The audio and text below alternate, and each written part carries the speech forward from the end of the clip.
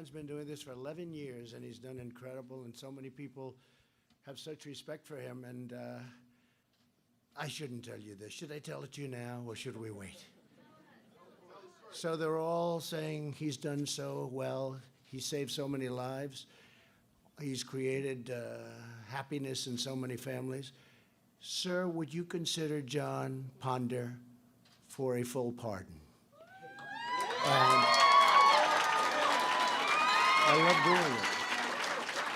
I love doing it.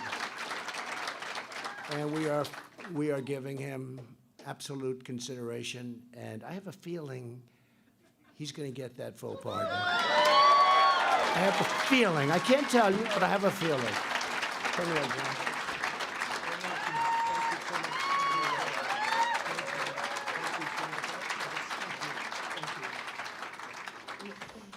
Great gentleman. That's the first thing they said to me when I walked in. And but everybody knows who you are. I knew who you are. 11 years of this. That's fantastic. What a tremendous story. Thank you very much. Congratulations. Because I'm going to give him an early congratulations, all right? That's big stuff. That's big stuff. So thank you very much, John. And 2 years ago, I was honored to celebrate your story of faith and transformation as you stood with me in the Rose Garden of the White House. It was a great day, a beautiful day. Now I'm thrilled to come to Las Vegas Police Department, and thank you very much for being what a group that is. That's some job you guys do. Some job you do. A lot of friends, too, a lot of friends. To take part in your organization's Hope for Prisoners graduation ceremony. We are here to reaffirm that America is a nation that believes in redemption. And that's what it's about, redemption. We believe in second chances, and we want to bring returning citizens great people. Great people, in many cases, great people, and not in all cases. I'm not going to be too politically correct, fellas, right? Not in all cases, but in many cases, we want to rebuild their lives. They want to rebuild their lives. They want to help us and rebuild our country. And please, everybody, please sit down. It's a little bit late with that one, wasn't it? Thank you. That feels better, doesn't it, huh? But to the 29 graduates who are returning to your families, you have paid your debt to society and shown a commitment to change. You've overcome many challenges, broken free of addiction, learned new skills, and replaced old habits with fresh resolve. And John told us just outside a little while ago that it's an incredible class of talent. That word talent is very important. And now you have a chance to begin a new chapter that you are proud to call your own. And I have little doubt you're going to be very, very successful. Your future does not have to be defined by the mistakes of the past. Today we declare that you are made by God for a great and noble purpose, and you understand that. I mean, it's a great and noble purpose. And you're valued members of our American family, and we are determined to help you succeed, and we're going to work with you, and you're going to work with John and everybody else in this really incredible place that you've all put together, John. And you're going to be so successful. You're going to say, I'm going to be more successful than Trump. I'm going to be more. And I'll be happy if you do it. I'll tell you what. I'll be very happy about it. But as long as you work hard and follow the law and do your part to contribute to your communities, your best days are just beginning. Best part of your life is beginning. I really believe that. And your greatest years are just ahead. And to all of the family members and loved ones who have been through so much, of the graduates who join us today, we know your journey has not been an easy one, but your love and support make all of the difference. And we are tremendously grateful for the families, the loved ones, and I know they're even more grateful, because without them, you wouldn't be here. You wouldn't be here. So I want to thank you. And joining us for this ceremony are two leaders who have devoted so much to advancing medical cures to help people overcome the stranglehold of addiction. Sheldon and Miriam Adelson, and they've been great friends of mine for a long time. Stand up, Sheldon. What a family. What a family.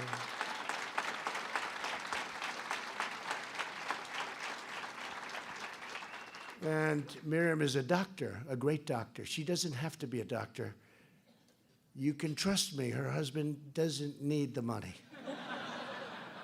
But she devotes her life, it's the most important thing to her, to addiction.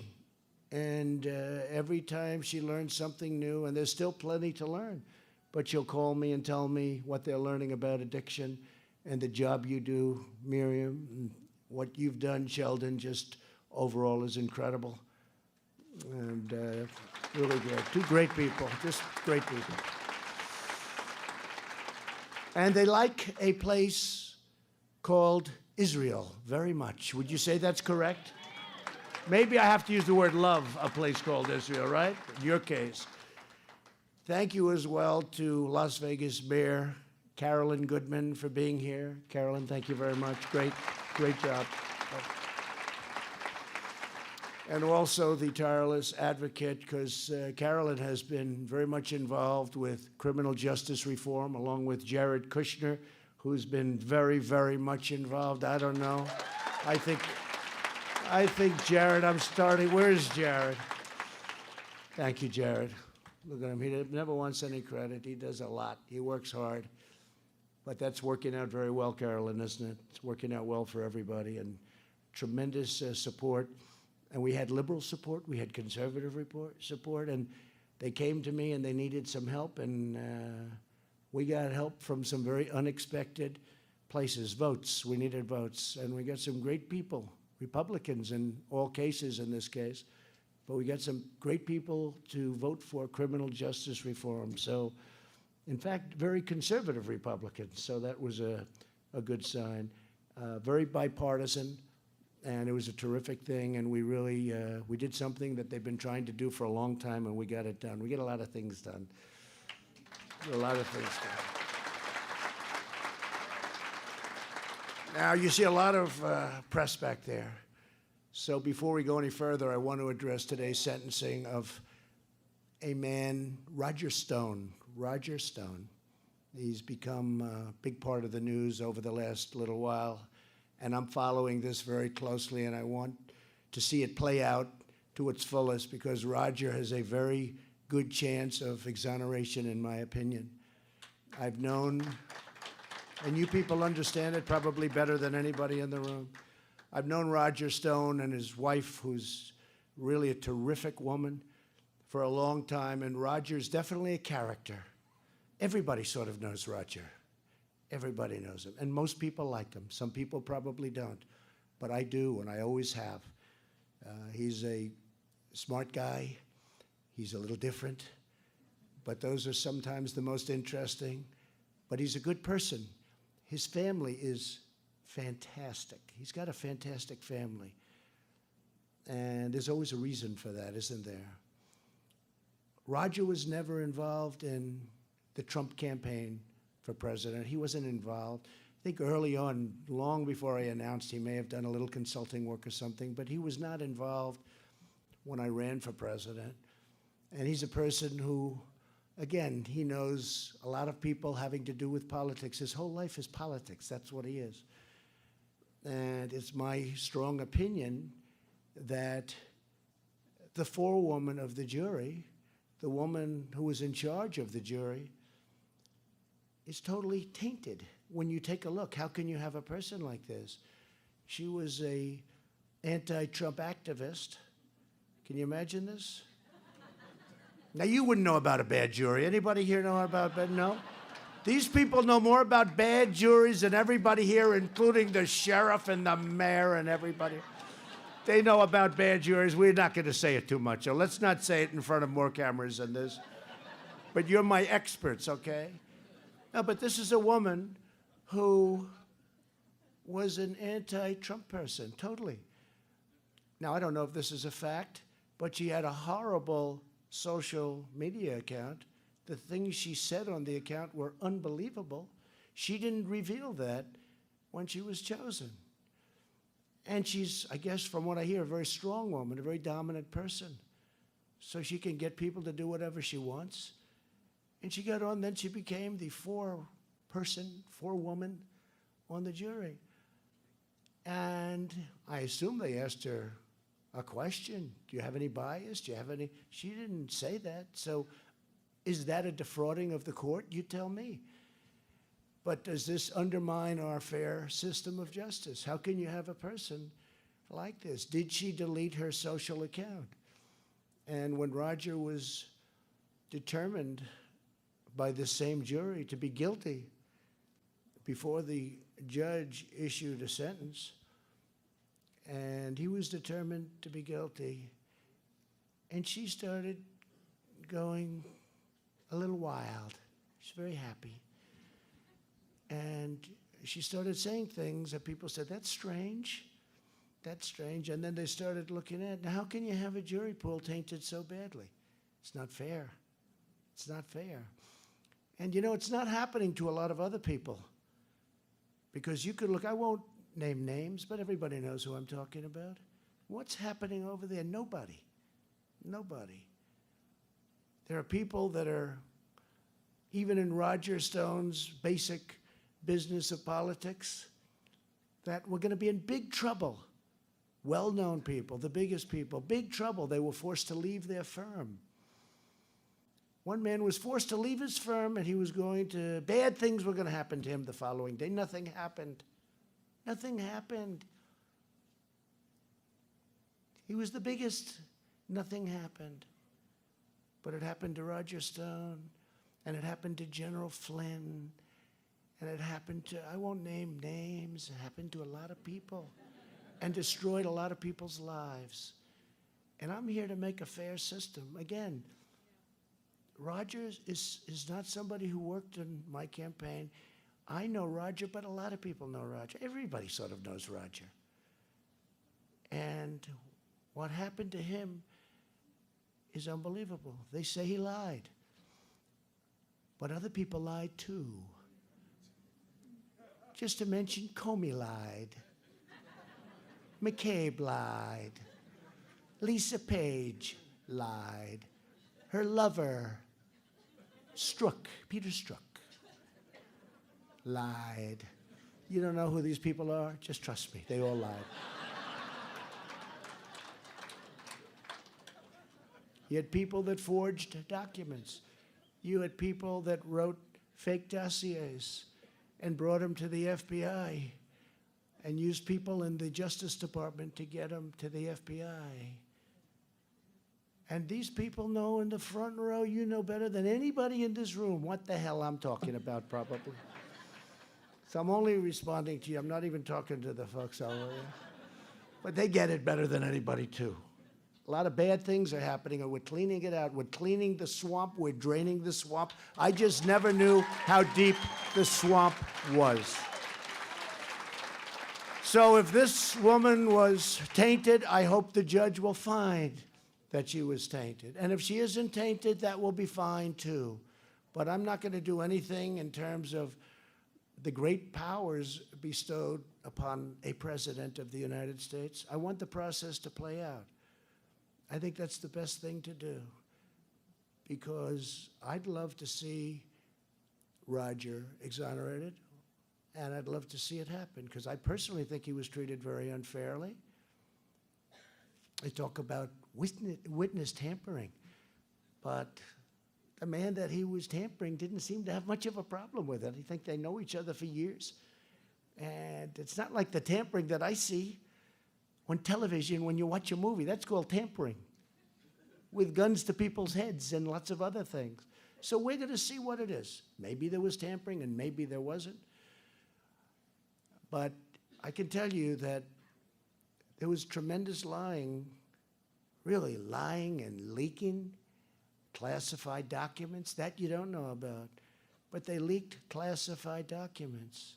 You know, there was a young sailor who took pictures of an old submarine and sent them to his mother and a friend. And They destroyed his life. I let him out. They were considered classified. Now, Russia and China, I guarantee you have the pictures of this submarine for a long time. The submarine was like 30 years old. They had them in the first year. They didn't have to wait for the 30th year. But this is a famous story. And they had these pictures, and they put him in jail. He sent them to his mother and to his friend. His friend was not interested in what you're thinking. And there were many other cases where documents were leaked, even accidentally. It's so, classified documents are so important that even if they're leaked accidentally, now Hillary Clinton leaked more classified documents than any human being, I believe, in the history of the United States of America, right? And she deleted 33,000 emails. And she said, oh, and by the way, if you did it 5 years, maybe more, okay? But you'd never have access to classified. Very few people have access. She deleted 33,000 emails. I kept waiting. Because, you know, they can talk Benghazi, they can talk 100 different things. What people understand is when you get rid of this kind of evidence, so the United States Congress said, they subpoenaed her. They wanted to see her emails. After getting the subpoena, she deleted 33,000 emails. And they said, you remember this? Yes, the emails were about her yoga classes, her exercising, and her daughter's wedding. 33,000 about her daughter's wedding. That must have been the greatest wedding of all time. And nothing happened to her. And yet they'll put a young sailor in an old submarine with a picture, a couple of pictures. They'll put him into jail. And I pardoned him because it was unfair that she was able to do it at the highest level. And his level wasn't, what he did was, it was confidential. Confidential is a much lower class than classified. So I tell you this because it's interesting. This is part of our nation. This is what's going on now. So I'm going to let this process play out. And we want to have a great and fair court system. And I hope you had a fair and, fair and wonderful court system. But perhaps you didn't. Perhaps you didn't. And if you didn't, we want to straighten it out. But we have to straighten it out also at the top level. So we had a lot of dirty cops. FBI is phenomenal. I love the people in the FBI.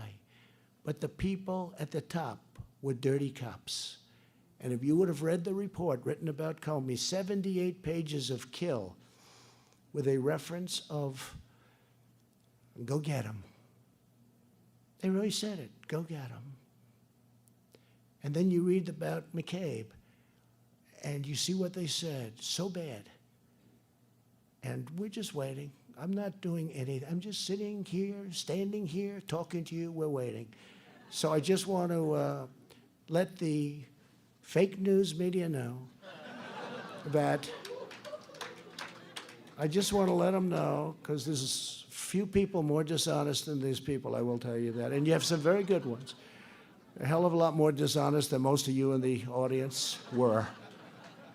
But I'm going to let the media know that I'm going to watch the process. I'm going to watch it very closely, and at some point I'll make a determination. But Roger Stone and everybody has to be treated fairly. And this has not been a fair process, okay? Thank you.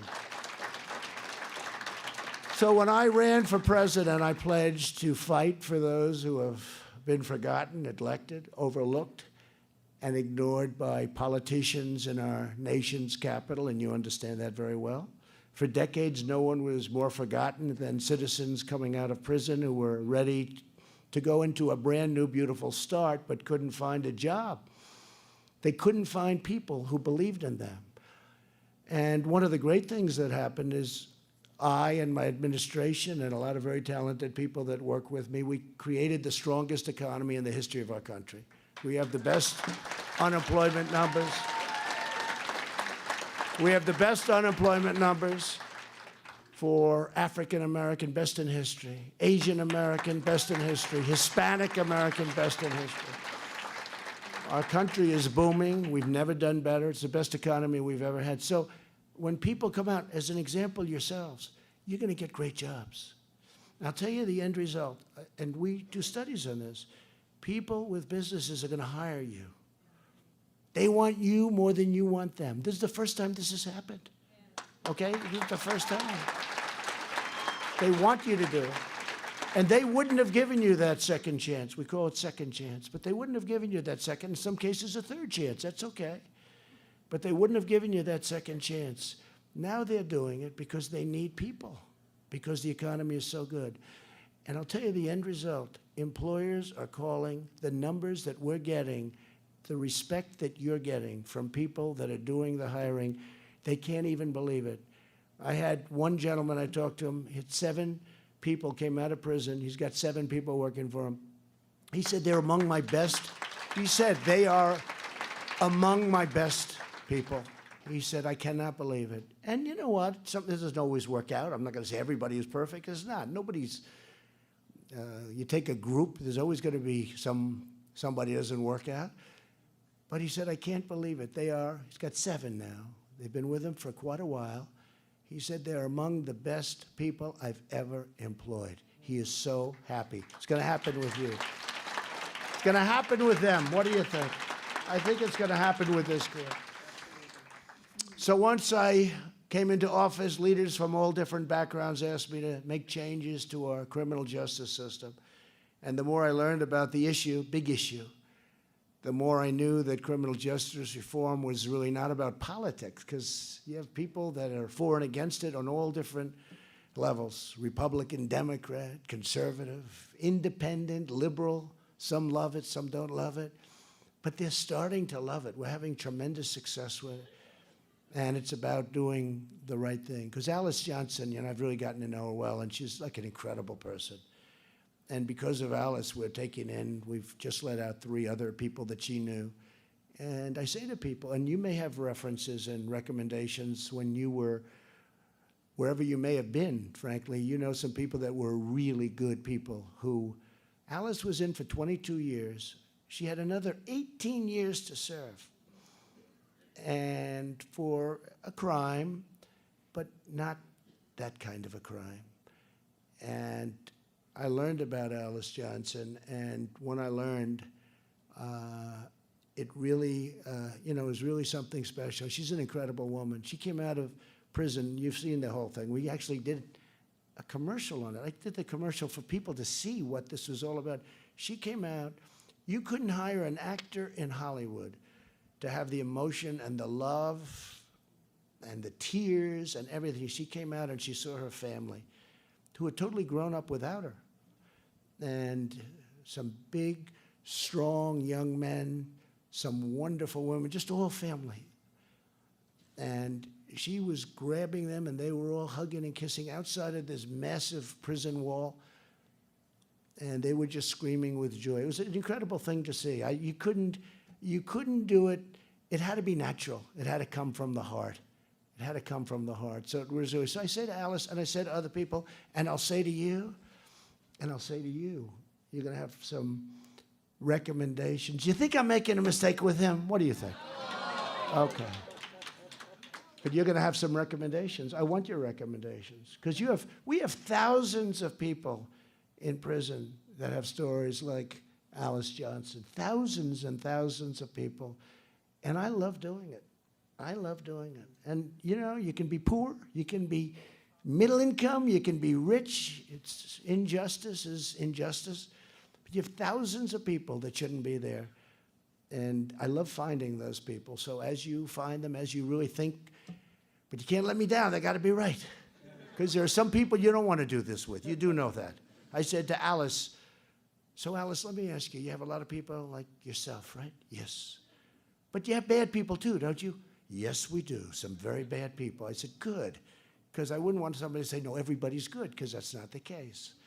But she's given us great recommendations, and she's a great woman.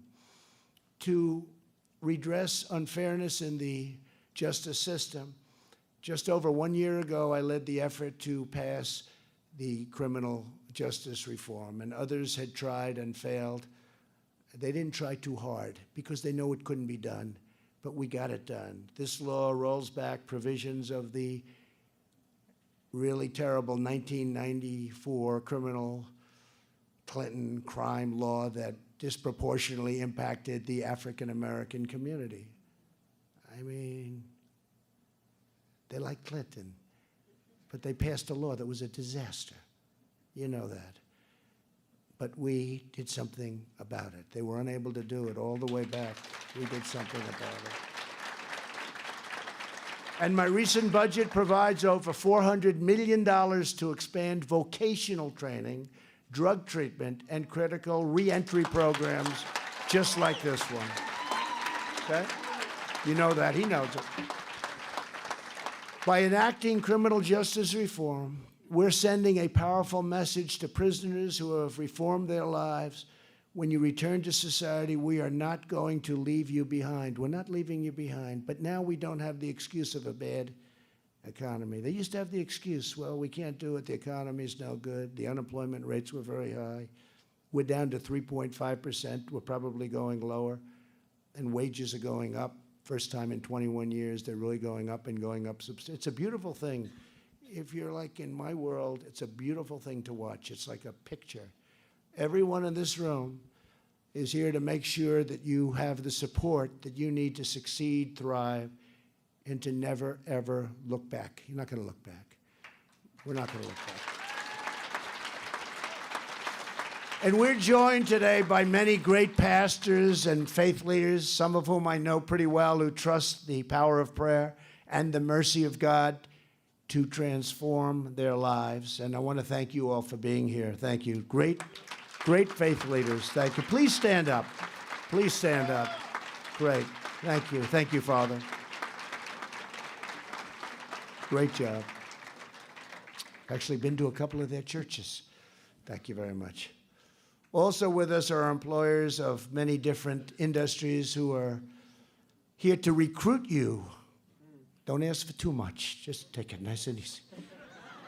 Don't forget, they want to make a good deal, but you do too. But they want to recruit you for great jobs, and they're here. Who are the people that are looking? Who are the people, the employers? Please, yeah, stand up, please. That's great. That's great. That's great. Great.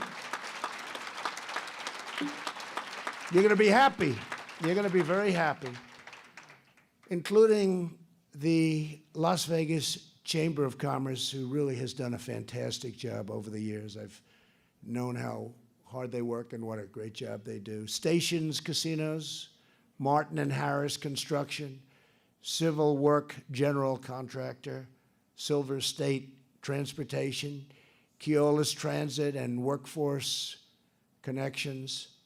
And I want to thank you all, and we have a lot of others outside that are coming in too, and you're going to have a lot of fun. It's nice to be loved, right? It's nice to be wanted. You're wanted. You're wanted. Finally, you are. You're wanted. All right, John? Finally, we're really proud to be joined by more than 80 men and women. These people are so incredible, of law enforcement. The job they do, Sheriff, the job. Please stand up.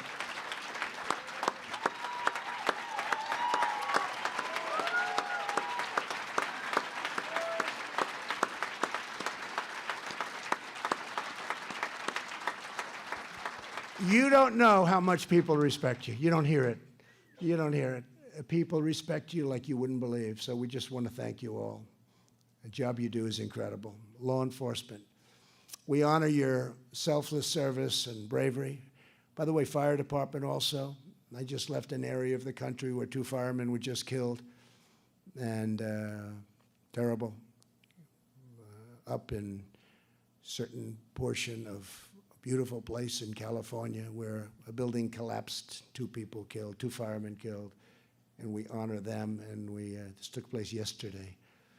But they're fantastic. But I want to thank law enforcement because the job you do is incredible, and the respect that people have for you, you'll never you'll never know how strong it is. It's stronger. And I think it's stronger now than ever before. And now you have an administration that loves you, backs you. We give you the equipment that you need. We gave billions of dollars of equipment. We had surplus equipment, military equipment, incredible stuff, sitting in hundreds of warehouses all over the United States.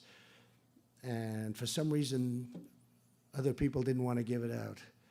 But I gave it out, and I assume you got some of it, right? You got some of it? I know the man, he probably got most of it, right? That's good. It keeps you safe. As you know, Hope for Prisoners has pioneered a mentorship program with law enforcement, which has given strength and support to former inmates like Lois Hocker-Smith, and she joins us today. Lois. Where's Lois? For many years, Lois struggled with addiction. In May of 2012, she found herself pregnant and in jail. After she served her time, Lois participated in Hope for Prisoners program. She graduated in 2013, and since then, Lois has stayed totally sober. She's earned back custody of her precious, beautiful son, and she is one of the best case managers here at Hope for Prisoners. Is that right? That's good. That's good. Thank you. Wow. Come on up here, Lois.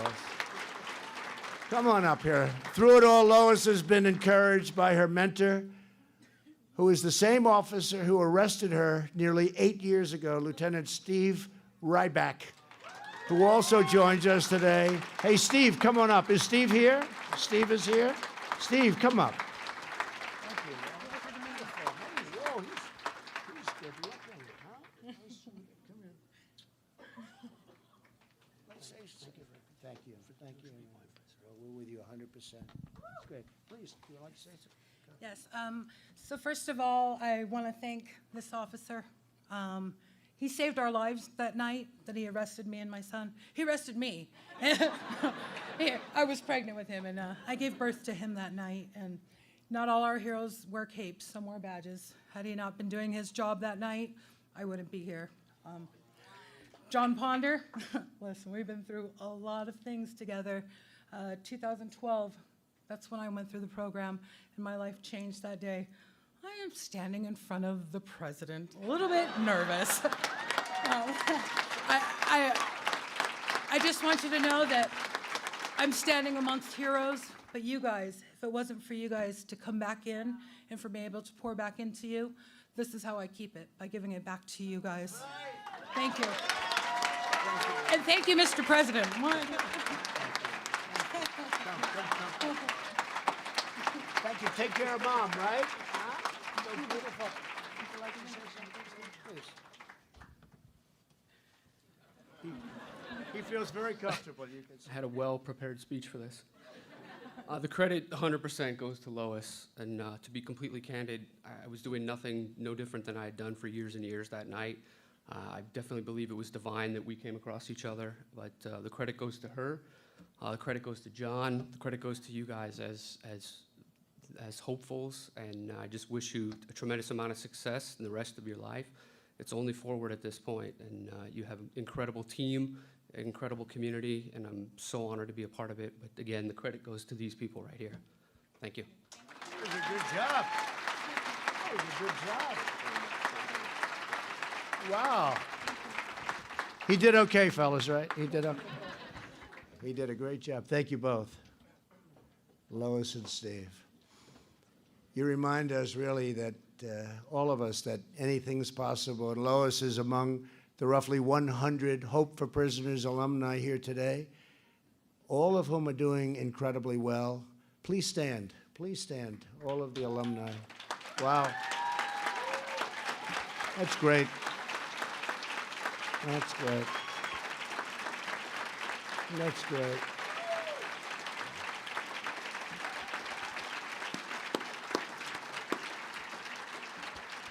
Great. Congratulations. Thank you very much. But they're really a testament to the bright future that awaits you all. It's a great time in our country, so many ways. Our military is strong.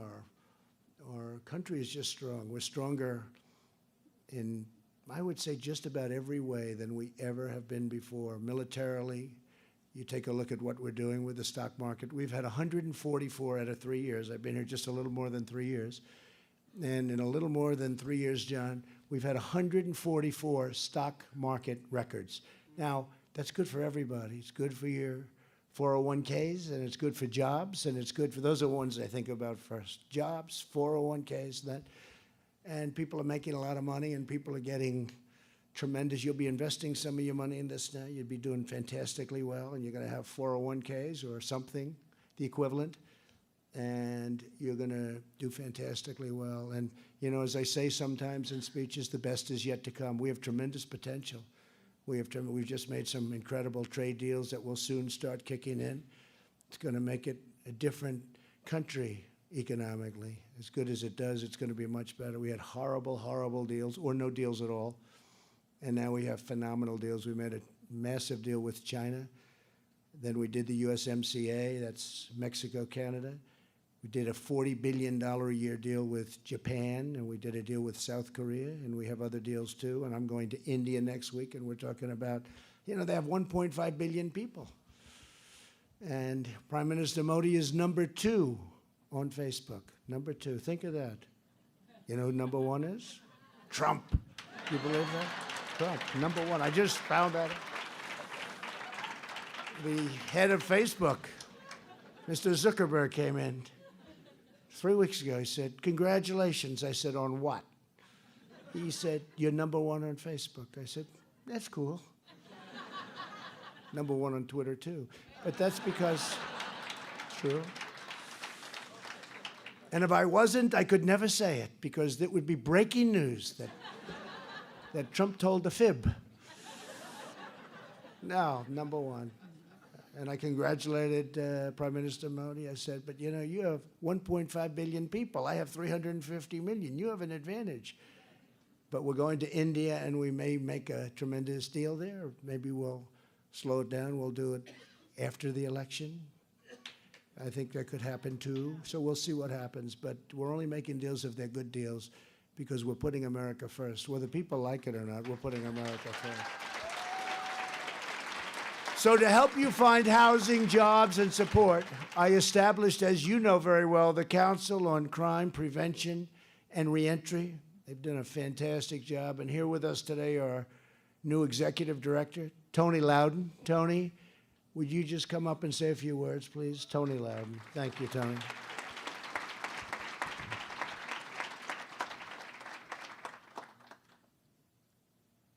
He looks good. Thank you, sir. Please, John. To God be the glory. Listen, this is what reentry looks like. When our law enforcement, our returning citizens, our faith community, business, and our community, along with their children, can come together in a holistic approach and bring us together. Under this president has showed America what reentry looks like.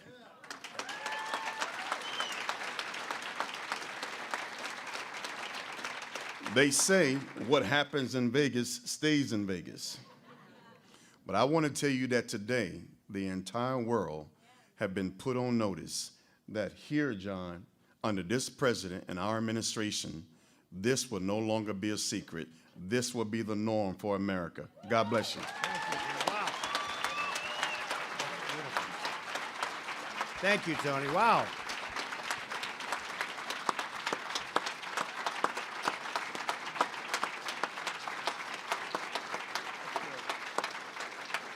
Thank you, Tony. Wow, that's great. Respected guy. For too long, citizens with a record were not even considered for jobs, you know that. Even if they were qualified, rehabilitated totally, and ready to go to work, they wanted to go to work, but all of that is changing, and we began a nationwide campaign to encourage businesses to expand second chance hiring. We call it second chance hiring. When we say hire American, we mean all Americans, all Americans. And our entire nation wins when citizens with a record have a chance to succeed. It's such a tremendous, what's happened over the last 3 years is incredible. People came out, they didn't have a chance. And now they're not only having a chance, you're going to see in a little while when these guys try and make a deal. I want a little bit more. Give me a little bit more. Together, we're rebuilding the most prosperous economy and the most inclusive society, John, ever to exist. We are becoming a very inclusive society, much more so than in the past. And a lot of people haven't figured that out yet, but I think they will. I think people are going to figure it out pretty soon. We want every citizen to join America's unparalleled success and every community to take part in America's extraordinary rise. Since my election, we have created 7 million new jobs. The unemployment rate has reached the lowest rate in over 51 years. Think of that, 51 years, half a century. And by the way, the 7 million jobs, they thought it might be 2 million if we're lucky. You go back 3 years, they were saying 2 million. We did 7 million, and it's pretty amazing. African American poverty has declined to the lowest rate ever recorded.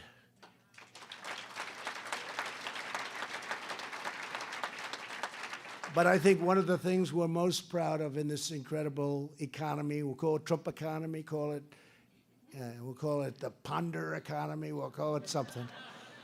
But whatever we call it, this economy has been great. And the thing that might be the best of all is what we've done with criminal justice reform. I really think so. Our jobs market is so strong that businesses are recruiting the former prisoners off the sidelines in, by the way, record numbers.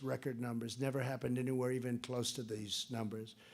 We know that having a job gives you the best chance to work hard, to earn the paycheck, care for your families, chase your dreams, and succeed.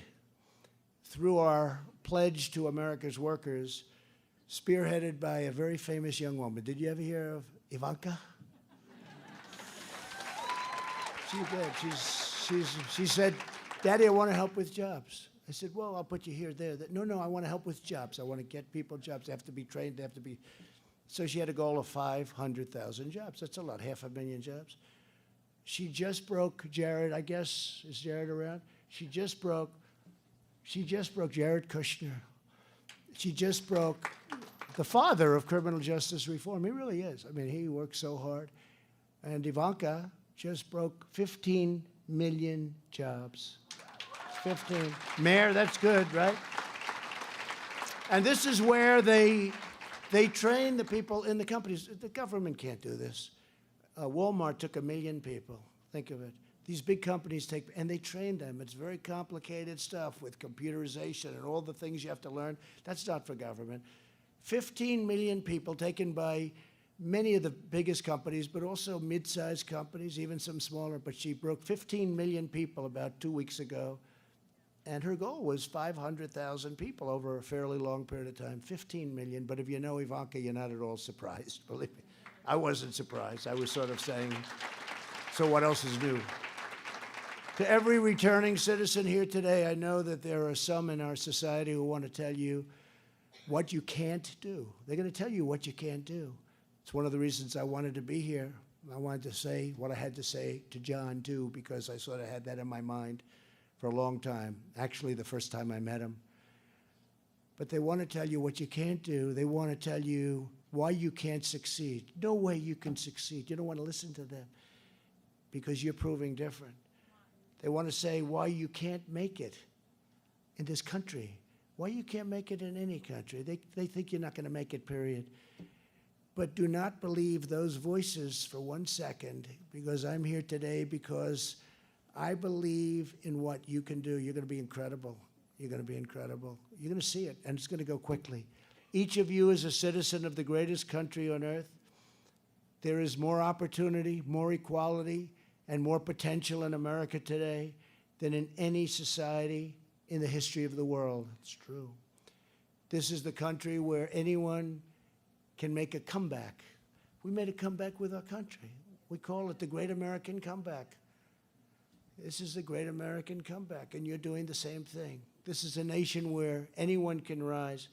And this is the time when anyone can reach for the American dream, that beautiful American dream. That's what you're doing.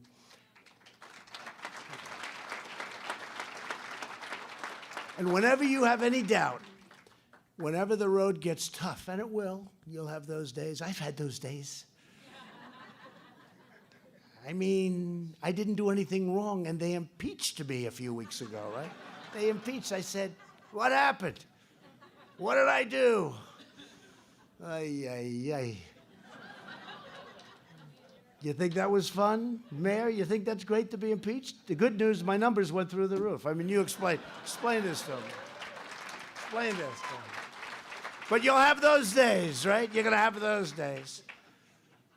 But you're Americans, and you're great Americans. And Americans meet challenges. You defy expectations. You never give up. You never lose faith in the redeeming power of Almighty God. And from this day forward, I'm here. I'm the president. I don't have to do this. I could be someplace else. But I wanted to be here. And I had plenty of choices. One thing as president, the mayor can tell you, we have plenty of choices, right? We have a lot of choices. I wanted to be here. But I ask each of you to seize your unlimited future. If you do, you will make the most of your incredible newfound freedom. You're pioneers in a way, because you're at a point in the country when it's just all come together. You will unlock your unique talents and skill and aspirations. You'll join a great project of national renewal, and together we will make our country stronger than ever before. Thank you very much for being here. God bless you, and God bless America. Thank you. Thank you.